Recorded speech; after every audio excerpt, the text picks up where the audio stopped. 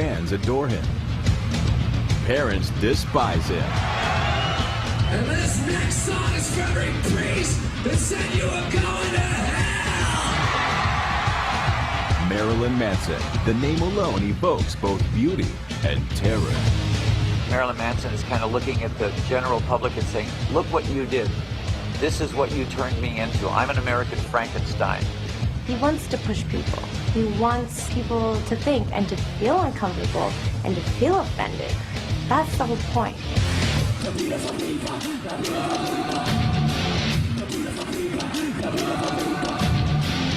New Jersey saying they don't want Marilyn Manson to perform. Are you crazy? I've been blamed for more school shootings than anyone in the history of entertainment, and I don't really know how to feel about that.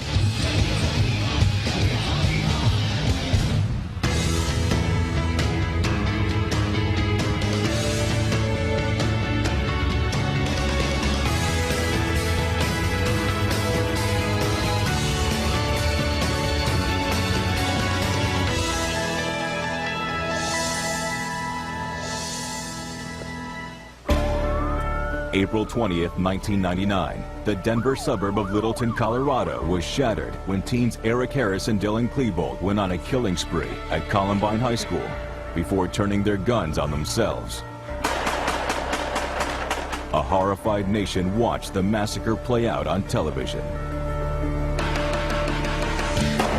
The day of the Columbine murders, I was at home watching it on TV. Manson was on tour, and I was on the phone with him. I was in Chicago in a hotel room with Twiggy, talking, drinking, And Manson said, oh, I'll probably get blamed for this.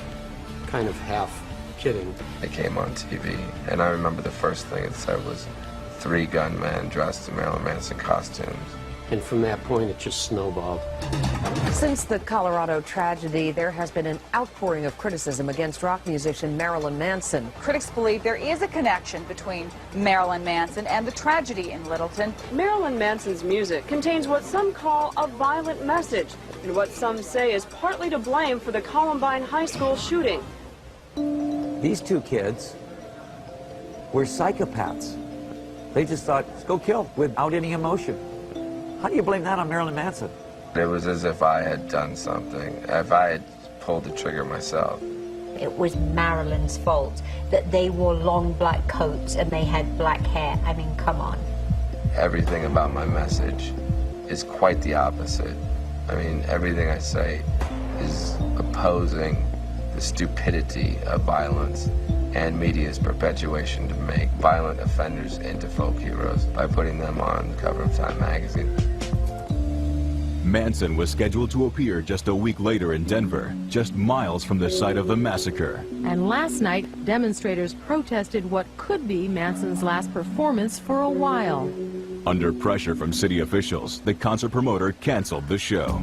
It was a bit much to handle. To turn on CNN and Fox News and hear about Marilyn Manson being accused of influencing kids to shoot up schools. Being blamed for an atrocity took an emotional toll. Manson personally canceled the 5 remaining tour dates. It really devastated him to the point where people really thought he was responsible for it. It freaked me out too. Someone told me I'm the reason why a bunch of kids died.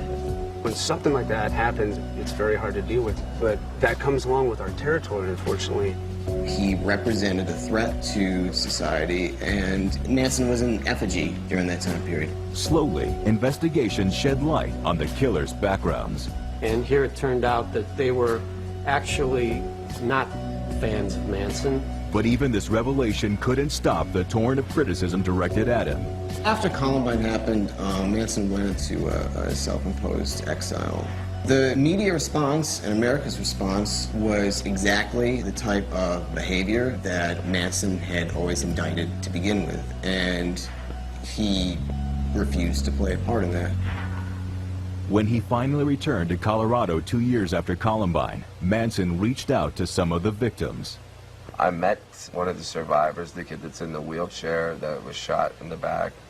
Basically, I was really concerned about how he felt towards me if I held some sort of blame in his mind And he didn't really even have any blame towards the people who shot him. But coming back to the very area where the Columbine killings occurred was a risky move. I remember being at Mile High Stadium in Denver with numerous death threats. He had 20 plainclothes police officers as his personal bodyguard that day. I got calls from everyone in my family. My mother, scared most of all. Everyone told me, do not go on stage. Why would you do it? What do you have to prove?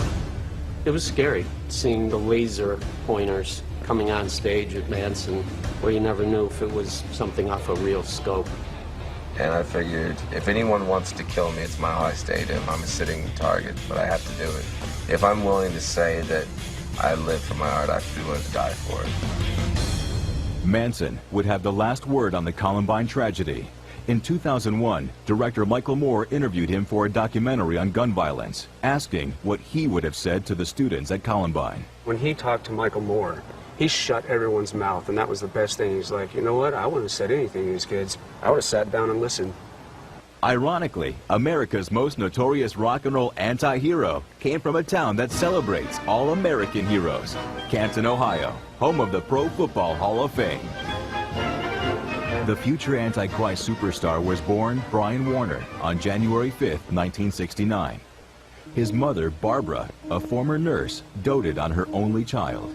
My mother was always very odd when I was growing up. She kept me very close to her. I think she lived a lot through him, and so she was a little bit obsessive about him. His mother used to beat the hell out of neighbors for even looking at him crossways. But Barbara's fierce protection was rooted in the unusual health risk Brian faced as a result of his father Hugh Warner's tour of duty during the Vietnam War. I was in the Air Commandos. I sprayed Agent Orange. I've got all that Agent Orange in me, so I had to go to a lot of government testings when I was a kid. So he was subjected to a lot of children that had deformities and missing legs and arms, and so that was a little traumatic. Obviously, it hasn't affected me whatsoever.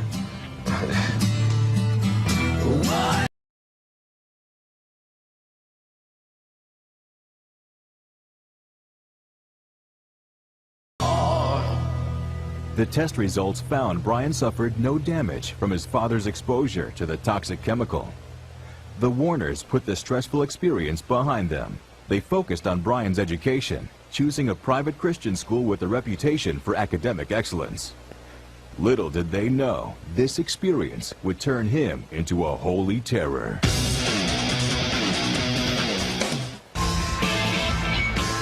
Controversial rocker Marilyn Manson grew up as Brian Warner in the early 70s in small-town Ohio, where he attended Heritage Christian School.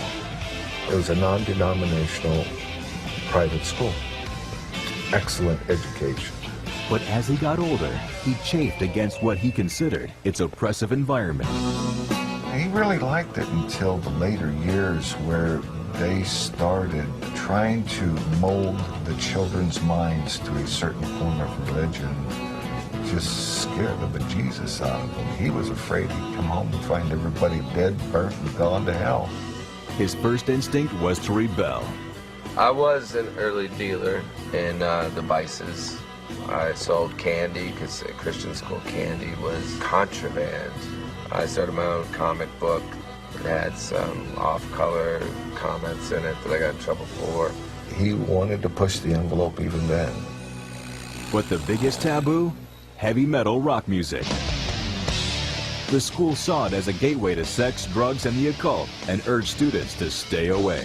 So in Heritage Christian School, I was introduced to heavy metal by being told not to listen to it.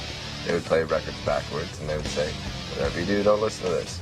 But Brian was hooked. He loved Kiss. He loved playing the drums back then. In fact, he had a Kiss drum set. One year we dressed up for Halloween. Brian did all our makeup. I was Paul Stanley. Hugh was Gene Simmons, and Brian was Peter Criss. But none of the taboos discussed in school could prepare 12-year-old Brian for the discovery he and his cousin Chad made one day in their grandfather's basement. He had a very dark collection of pornography. I accidentally knocked over this stack of black and white photos, and that's when I became familiar with animal husbandry and the shapes and the goings-abouts of what animals do. I didn't realize at his age what it did to his psyche. It redefined our heterosexuality, that's for sure. That end of sexuality stimulated his brain and his mind to put him down that path that we all want to go and that we don't go. As he matured, Brian found himself gravitating to another dark art, the world of horror fiction. I wanted to be a writer. I was very fond of Stephen King and Clive Barker, just drawn to that. When he started getting involved in the writing class, I really kind of started seeing some real talent start coming with the stories that he wrote. While Brian tried his hand writing horror short stories in high school, Hugh, who managed a local carpet store, was frustrated with the town's economic downturn. He wanted to leave Ohio for a better life. This area was completely depleted, and because of the growth in Florida, you go where the money is. He postponed the move so Brian could finish school. Then the family left the Rust Belt for the booming Sun Belt. But the adjustment proved very difficult for Brian. I graduated high school. I moved to a new place where I had no friends, and I was probably really on that borderline of could have became an artist or could have maybe become, you know, something like a serial killer. As an outsider in a new town, Fort Lauderdale, Florida, Brian was adrift. Like many teens, he turned to one of his driving passions, metal music. All I had was this escape in this world of music. He put that together with his love of writing. He began reporting for a regional entertainment magazine. I lied my way to become a senior editor at this magazine called 25th Parallel. He did bizarre stories about topless donut shop girls and transvestites and major stars when they came into town. And then when he started really interviewing musicians and bands, I think he got the idea, well, I can do this. For Brian, it was a revelation. He realized it was he who should be on stage. I had a lot of writing that I had started to accumulate. And somehow, in the midst of trying to be a writer, I encouraged a club owner to have open mic poetry night, which I pioneered at this club. He would go there and read his poetry, and you know, he started a cult in that respect. People responded in a way that was different than they responded to the other people. I don't know if it was what I was saying or in the delivery, but that turned very quickly into starting a band. But before he ever wrote a single song, he developed his persona. My reason for choosing Marilyn Manson as a name to represent the way culture combines and ultimately creates folk heroes out of people who are either not famous for talent or famous for crimes. So you've got this dichotomy of the good of Marilyn Monroe, very famous starlet, and then Charles Manson is one of the most evil guys in modern history, yet the media kind of puts them both on the same level. It was really an indictment against a society that's doped up and dumbed down by the culture of television. Something beautiful and something ugly is what Marilyn Manson's all about, and it really describes his personality. The first time I said it, it was like saying abracadabra. It came out of my mouth in a way that it sounded like a magic word. Brian Warner was no more. Once you say you're going into music, most people get pretty nervous. But his parents are one of the few that completely embraced the idea of it and supported him. It's funny, my wife would say, his name's Manson. Call him Manson. You call him anything but Manson in public, she'd rip your face off.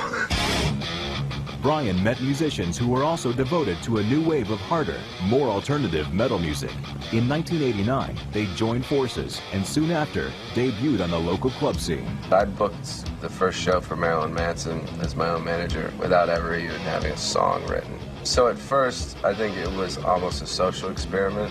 The show was really unique in that the curtain was plastic taped together. And then The reveal was Manson. It was a full spectacle. The band called itself Marilyn Manson and the Spooky Kids. Marilyn Manson was based on theatrics and art from the beginning. I remember that he had the mannequin heads out there. I think there was a naked girl ironing a swastika flag. There was people in cages. His father used to come to the shows with a priest's collar on. They had a show before they had songs. It was just like this art explosion on stage of just chaos and expression.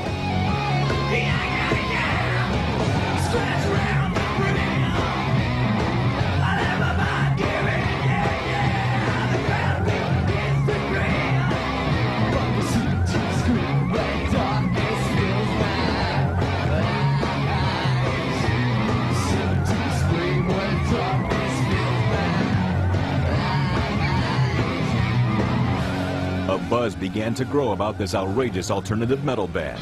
They became the darlings of the local club scene.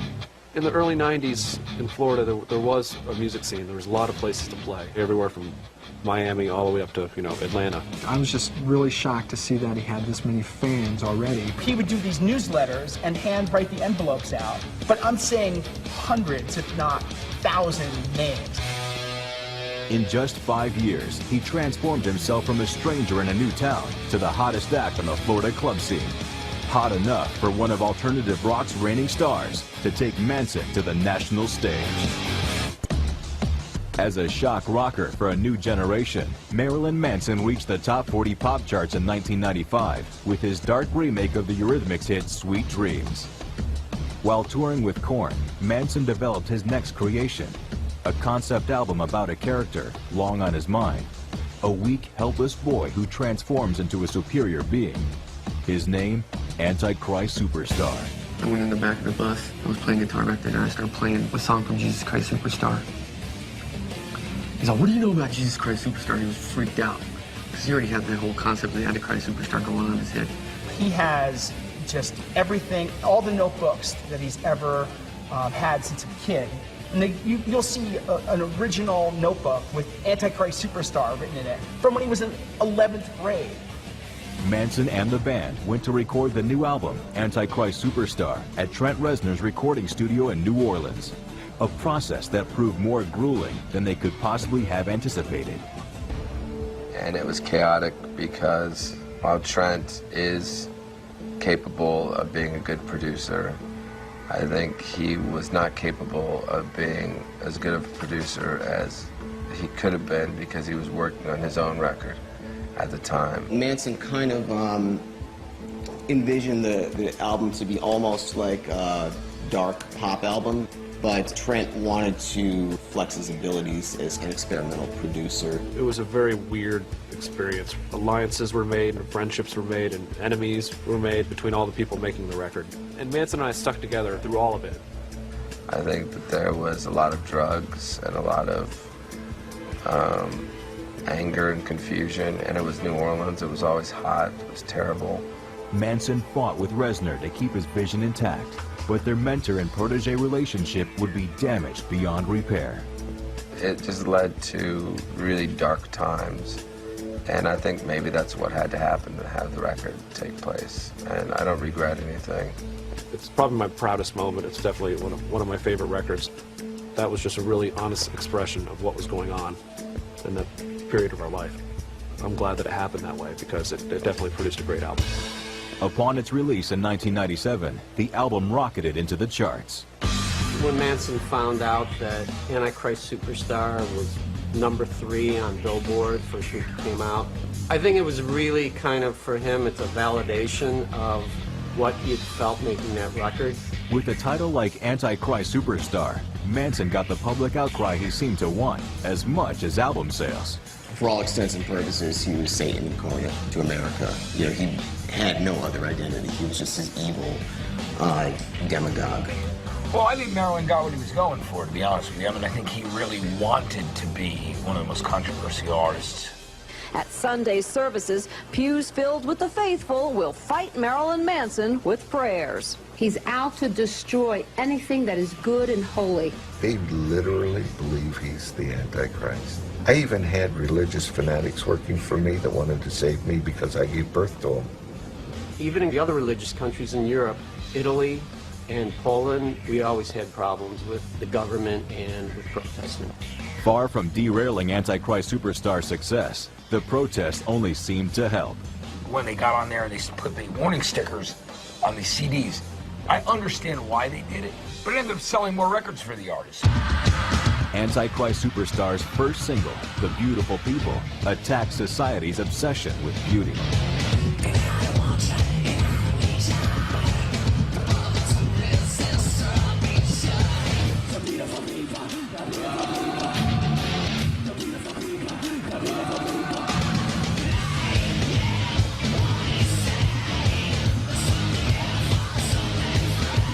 It was combating the fascism of beauty. If you weren't beautiful, you were worthless, you were ugly. It flipped people out, that's for sure. It's initially a heavy metal song at heart, you know, because it comes from like old metal riffs that I would like, but mixed with like a swing beat to it. It really established the sound of the band.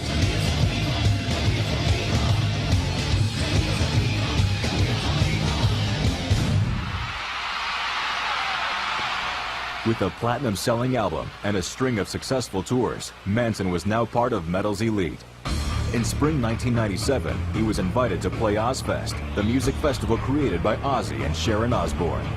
But Ozzy would have to defend his fellow shock rocker when the New Jersey Sports Authority attempted to remove Manson from the bill for what they deemed inappropriate behavior. New Jersey saying they don't want Marilyn Manson to perform. It's like, are you crazy? It's only a gig. He's not going to turn the people into frogs in what was he? He's a theatrical guy, you know. He's a performing artist. It's all theater. It's all make-believe. The Osbournes refused to cut him from the bill. The New Jersey Sports Authority kept pressing. As far as New Jersey was concerned, they just felt that he was too satanic. But for Manson, too much was at stake. His art and his right to free speech. He refused to back down. I personally sued the state of New Jersey. I won. So Manson wound up doing the show. Whether it was the publicity surrounding the incident or not, the 9 Ozfest shows starring Manson turned out to be the most successful for that year's tour. But the notoriety made him more of a target for religious fanatics. There was a lot of bomb threats, to the point to where you wouldn't even bat a lash when you heard one. For much of the 90s, rocker Marilyn Manson's name was synonymous with controversy. His champions hailed him as a defender of free speech, not backing down against those who would try to silence him. His detractors viewed him an evil influence. When you assert yourself as a villain or anti-hero, it kind of comes with the territory to become a target. It took a lot of theatrical ingenuity for Manson and company to provoke all that outrage. There's a guy in makeup, in a Nazi hat, on a podium. With giant flaming crosses. A chariot with bare-breasted women. Drywall stilts, a shop light to light himself. So he's always got a trick up his sleeve that you'll never know. I started trying to find a way without making it all about theater, still having the energy and the rawness and the recklessness of rock and roll. On the musical front, Manson also pushed himself and the band to go in different directions. 1998's Mechanical Animals channeled glam rock. It's hard to pick a favorite Manson record because the best thing about him is when you think you got it figured out, you don't. And you know, that's why I like Mechanical Animals so much, is because no one expected it to go that route after Antichrist. Each album is just a reflection of what we love at the moment, and that changes, you know, often. That's why Manson changed his sound a lot. But one thing had remained consistent. The music was a product of Team Manson and Ramirez, his writing partner and best friend. Twiggy Ramirez is a good offshoot to Marilyn. They're Lennon McCartney, Jagger, Richard, and they've always kind of been like two peas in a pod. But after 8 years together, Twiggy Ramirez felt his persona was now a burden. Obviously, loved all the drugs and all the women and all the fame that starts out with. It's like Halloween every day. And eventually, for me, that devoured who I really was. There was a lot of friction between him and Twiggy at the time. I had a beard like I have now, and it made him really crazy.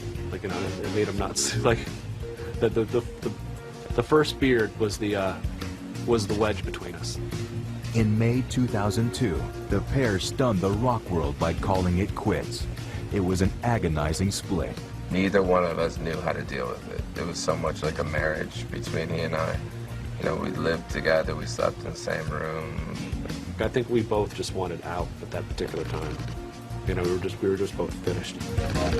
But losing Twiggy did not sidetrack Manson from his next major project. Manson was working on a record called Golden Age of Grotesque that had a lot of elements of old burlesque in it. The Golden Age of Grotesque tour evoked the symbolism and ethos of 1930s pre-Nazi Weimar Germany. It was really cabaret. It was really vaudeville, like, you know, Moulin Rouge, you know, red carpets, you know, dancing girls with their half their faces ripped off. Simultaneously, a trendy new burlesque revival was burgeoning at some of the hippest clubs on both sides of the Atlantic. One performer at the forefront, an American model and dancer, Dita Von Teese. It was my job to go to the newsstand and pick up issues of Legs magazine, where she was featured on the cover of.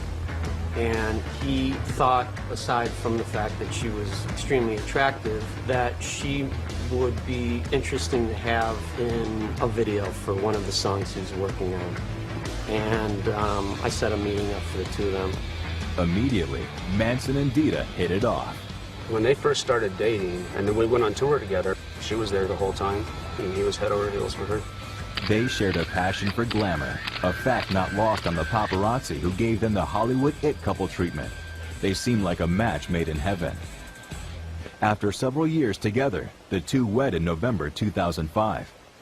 But their separate careers and busy travel schedules strained the marriage. In the year that he was married, he saw his then wife less in that year than, you know, all previous years combined. Adding to the separation imposed by their busy careers, media reports hinted that Dita had become disenchanted with Manson's drug and alcohol-laden rock and roll lifestyle. Dita wanted to change him. And again, you can't change people. You accept people for what they are and don't judge them. In the middle of a deteriorating marriage, Manson encountered a young actress at a Hollywood gathering. And I ended up talking to him for about 10 minutes, not knowing who he was. And I went, wait. He said his name was Manson. As in Marilyn Manson. I feel like an idiot. A friendship blossomed between Manson and 19-year-old Evan Rachel Wood. I had met her after my marriage had sort of become estranged. We purely bonded on just having the same love for film and for music. Already frustrated in her marriage, media reports intimated that Dita did not condone the friendship. In December 2006, Dita filed for divorce, citing irreconcilable differences. It just didn't work out. It just couldn't work out.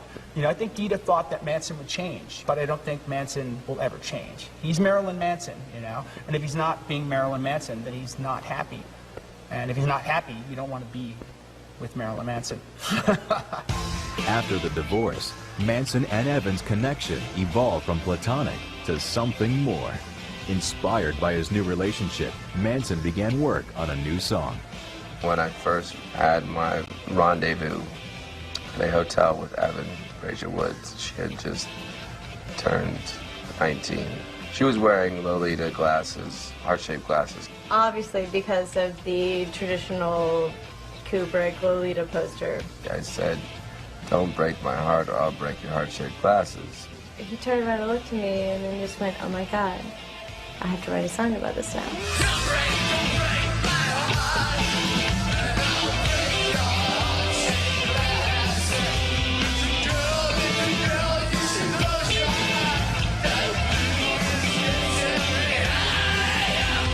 The incident inspired Heart-Shaped Glasses, the first single from the 2007 album, Eat Me, Drink Me. It quickly reached the top 10. But Manson was about to learn that the drama in his personal life was far from over, and it would send him over the edge, way over the edge. It started with me cutting myself 158 times with a razor blade. Having come out of a failed marriage in 2007 and embarking on a new relationship with actress Evan Rachel Wood, rock star Marilyn Manson was not short on inspiration for his music.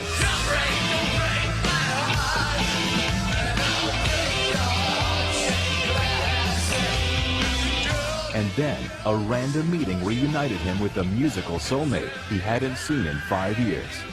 I ran into Twiggy by sheer coincidence at the Roosevelt Hotel. We just sat down and started talking to each other. And like nothing ever happened, like right where we left off.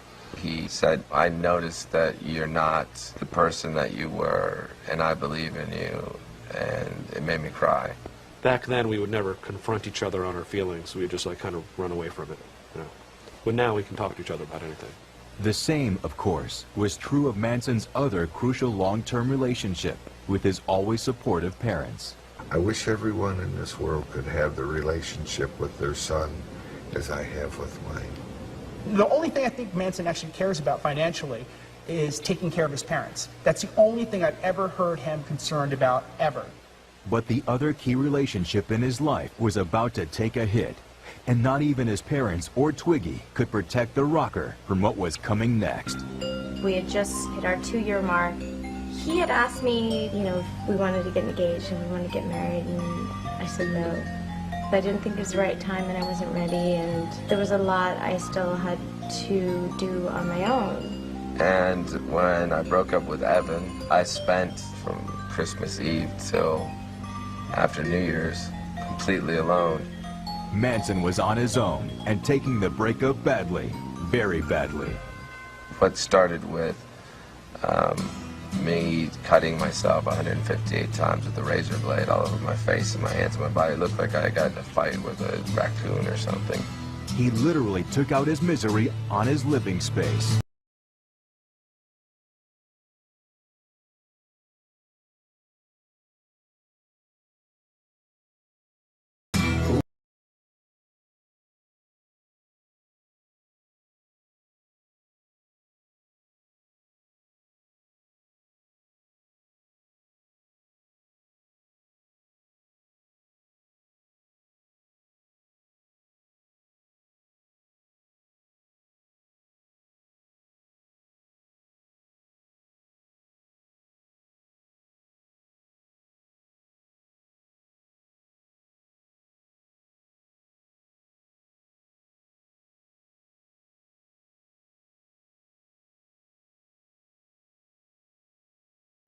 It really looked like a crazy person lived there, and I obviously did.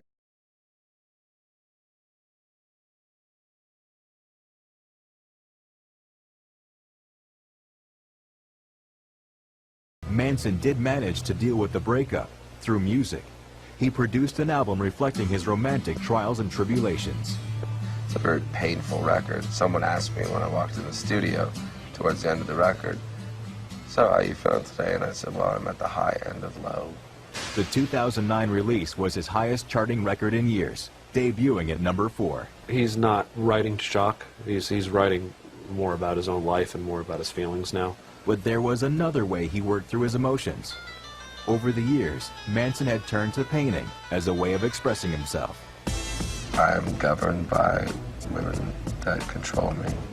So ultimately, it shows in my art. I paint my obsession with relationships. Again, the public turned out to see this other side of Manson when his paintings went on display at fine art galleries in Los Angeles and abroad. He has moved into the real fine art world with his artwork. We love Marilyn's art. In fact, one of my pictures I've got, it's like the Mad Hatter. Everything with Marilyn is great fantasies, it gets the imagination going, and I love that. I think it's brilliant. I think it's absolutely awesome. So creepy and weird. A lot of people always expect my art to be very dark, and I didn't specifically try to be ironic by making it bright, but I'm just very attracted to the color palette that I use, and it's an Alice in Wonderland paint kit. Yet, despite all this creative fulfillment, what he wanted was Evan. As much as I tried to get rid of it, I tried to put it out of my head when we were separated. It just haunted me. We spent a year apart, and I think that year was incredibly important. No matter who I was with, nothing came close, nothing. And I missed him every day. The two reunited at the end of 2009. I think maybe she just reluctantly gave in because having me as an ex-boyfriend is worse than being in hell. They announced their engagement in January 2010. He asked me if it would be okay to do it on stage, and I kind of declined and said, you know, I'd rather it be more intimate. Now that he's back with her, I think they're really good for each other. They're a really good match in that way, is that they're both like little kids. And it's all about, it's about playing in a big sandbox. They just like have this lust for drama. Life is just like kind of an adventure for both of them, like Bonnie and Clyde. One passion the two shared was filmmaking. Manson himself had taken several offbeat cameo roles over the years. Now, Manson looks to movies as his next creative challenge. You know, I want to do things that are comedy, things that are horror, things that I direct, things that I act in, things that I write. Painting, films, music, he can do it all. But his core goal remains the same, to provoke audiences as he challenges society's conventions. I don't think there is anything that anybody doesn't get about Marilyn Manson. Everybody gets Marilyn Manson, they just don't want to. They're afraid to. That's what freaks people out about him. I can't help but think that Marilyn Manson will be remembered as one of the most controversial rock stars of all time. He not only won a lot of fans, but he definitely enraged and offended a lot of people. I think we absolutely enjoy the controversy and the attention, and still do. We just like to see what's going to happen and how people are going to react. It's almost like having an art project with an audience. Every generation has the shock rocker, you know? It's, I suppose, it was Marilyn's turn.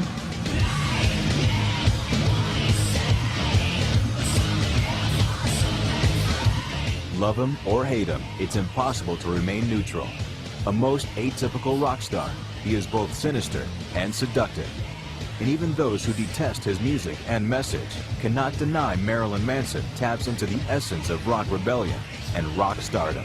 He epitomizes everything that you think about when you think the true rock star. But the thing is, has he reached the ultimate goal as Marilyn Manson? He's had this journey planted in his heart and his brain since he was born.